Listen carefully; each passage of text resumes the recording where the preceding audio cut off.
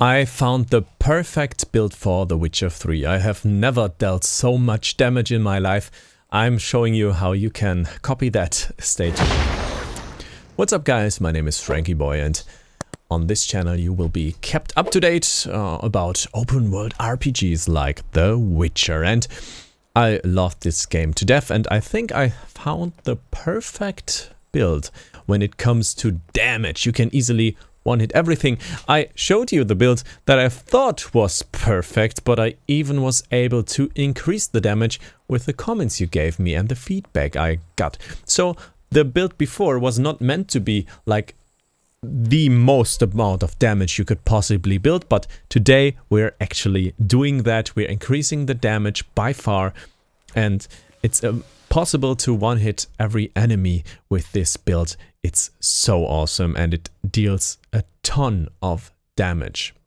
For this build, I've not changed too much, but let's go through it.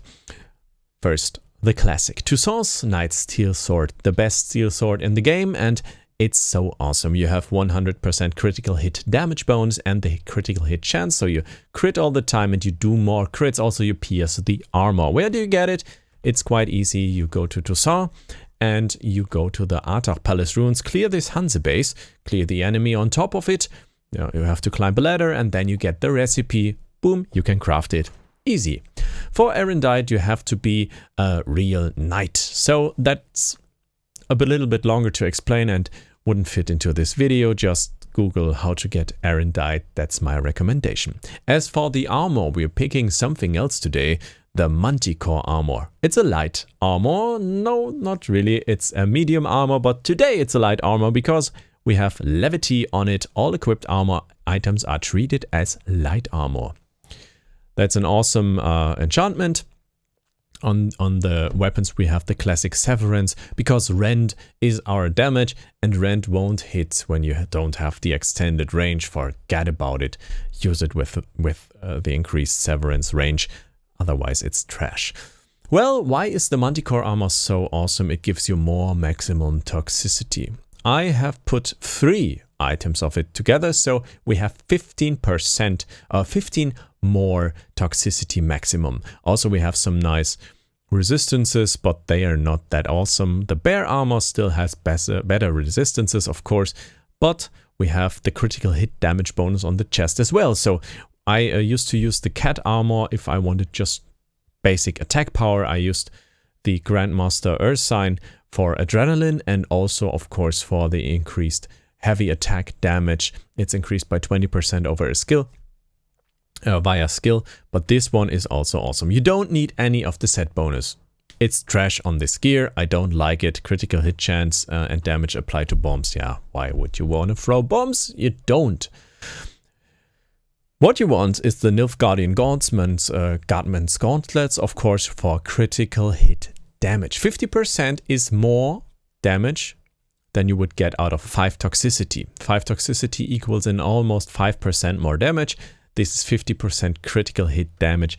It's more awesome. We will crit all the time. I will show you why later. Where do you get these gauntlets?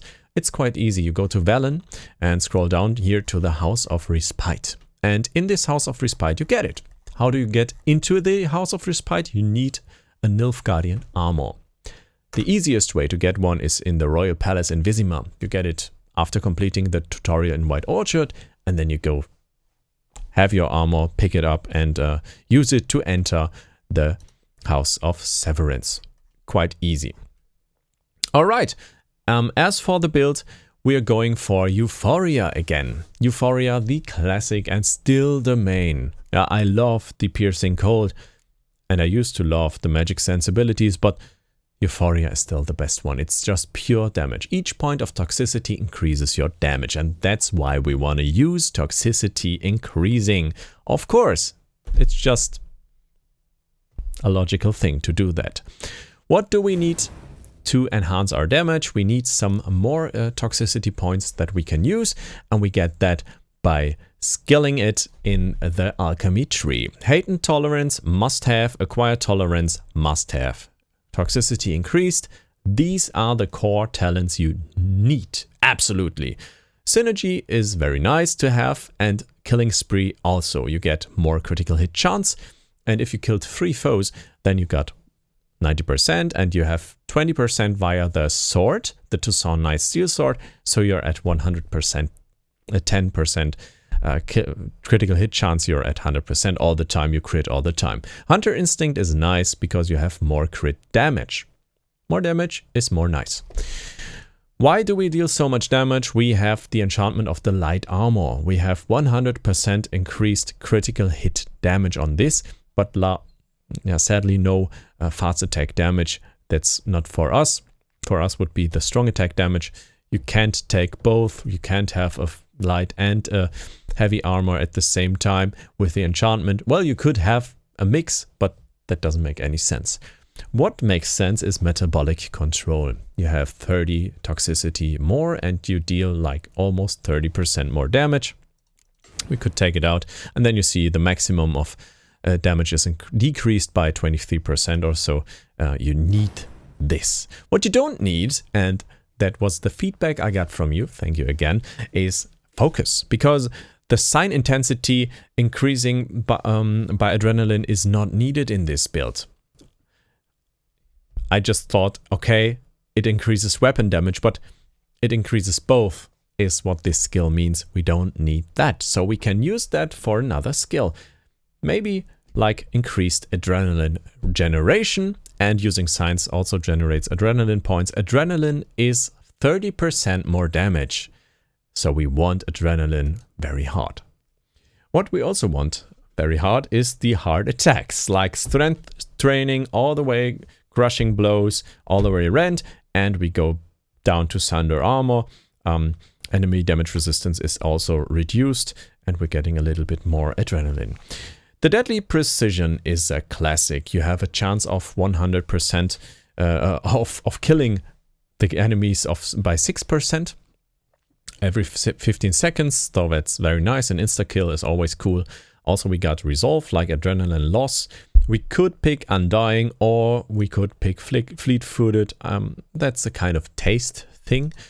The bad thing about Undying is that you will lose adrenaline, but you don't die. So, well, I prefer to lose adrenaline than dying. Also, Razor Focus, instantly gaining adrenaline. It's very nice. Also, we get more adrenaline by sword blows, and that's insane. That's the build. But we need to increase our damage even further. So I picked up, of course, a Kima Decoction. Damage dealt regenerates vitality. We need the 100% life because we are also picking the Water Hag. This is a 50% damage boost while at maximum health. We get the health back by dealing damage, and then we deal more damage and get more health back, but at 100% life we don't need any more life. In this build that is focused on maximum damage, I picked the Doppler Decoction because 50% more damage when attacking from behind. This is a kind of a change up, and I would never use this on a build I would casually play. Never ever. So use it with care. Maybe for bosses or for certain scenarios. That's not what I would normally recommend. I would normally recommend the Echidna Decoction. Always. But in this case, it's quite nice. Also, I forgot to pick the right swallow in here. So I got that second one via a bug. What do? We put in all the potions we can to increase our toxicity. And then we go into the fight. Buff Quen. Target the enemy and use a heavy blow like Rend. We cast Rend and we crush for 50k. Easy. But you see the problem. I'm quite squishy. That's actually a problem, and you have to deal with that. Maybe put in a swallow, be careful, and try to regenerate life as fast as you can, because you are almost one hit. So, as I said, we picked up another decoction that is able to give us more damage when we attack from behind, and let's try that one out on an enemy right now. Because the thing is, the 50k were like really casually. I didn't have all the adrenaline, I didn't have the full bonus boost of it, and I didn't attack from behind. What you want to do is, bad boys, you stun them with the sign, and then you go behind them. In this case I can't, so I have to maybe hit them and get some adrenaline, generate that. You would stun the enemy, you would target him, maybe stun him again, and then you would cast Rend from behind. ROMs! 80k! Isn't that insane? It's just ridiculous. It's ridiculous how much damage this build does. Hoopala, I targeted the wrong guy. And yeah, I one-hitted him anyways, and I targeted the other one. So that's no problem at all. And you can easily deal like 80k, maybe up to 100k, because you can actually play around with the enchantments for the sword even further if you want to do that. But I prefer Rend. Rend is like with increased range insane, and maybe picking up another enchantment on a sword could give you a little bit more damage, but range is essential, because think about it this way. If you don't hit an enemy because the Rend doesn't have the range, you deal 0 damage. And how many times will Rend not hit an enemy? Or do you like prefer 5% more damage, 10% more damage? But then you have the problem that you don't hit at all. I would prefer the increased range at any point, but let's see what I could recommend if you didn't want that. So if you really want the maximum damage possible, you want, of course, the Invigoration at the Rune Master. So you take that into your Tucson Nightsteel Sword and your Erendite, and then you go and test it out. Let's do it together and see how much my damage is increased, but how much the range is also decreased. That matters to me. What is nice with this enchantment is, like, we need the vitality regeneration and turn it into damage. So we have increased damage at maximum vitality, and we get more health back by dealing damage. So this is perfect. You would also maybe combine it with the Swallow, so you get always 100% life and increase your damage. So this build needs to stack it up now. We need to stack up some life. Perfect, we're at 100%. Always keep Quen up. Never forget or you will die. Always use Quen. And then you need the crowd control to actually blast the Rend.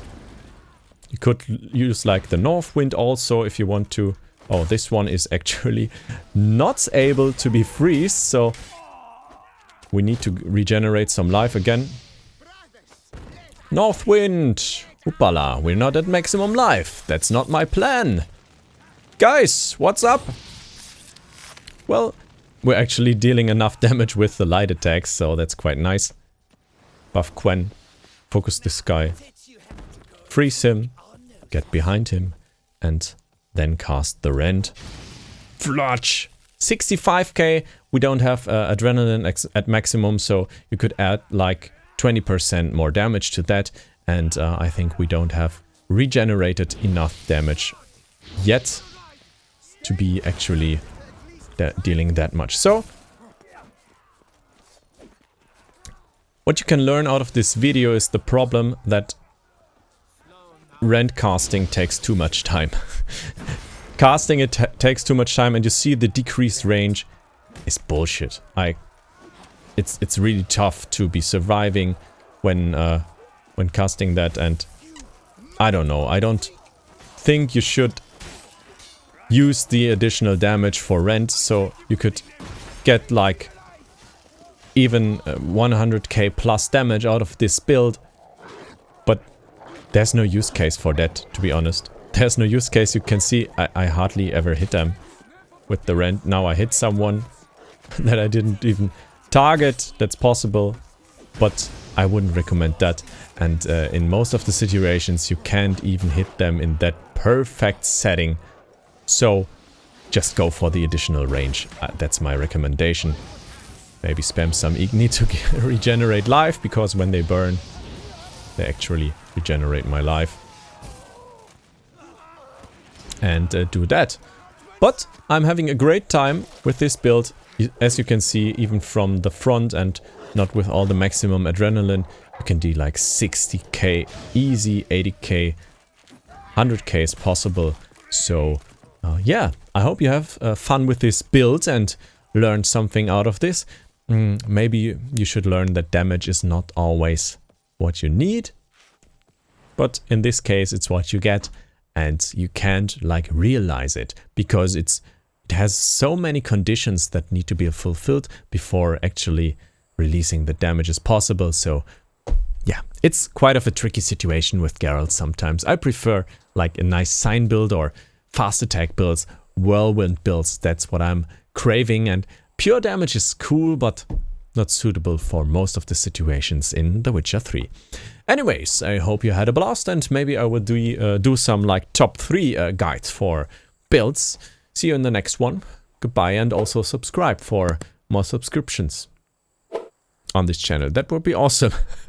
Thanks a lot. Goodbye.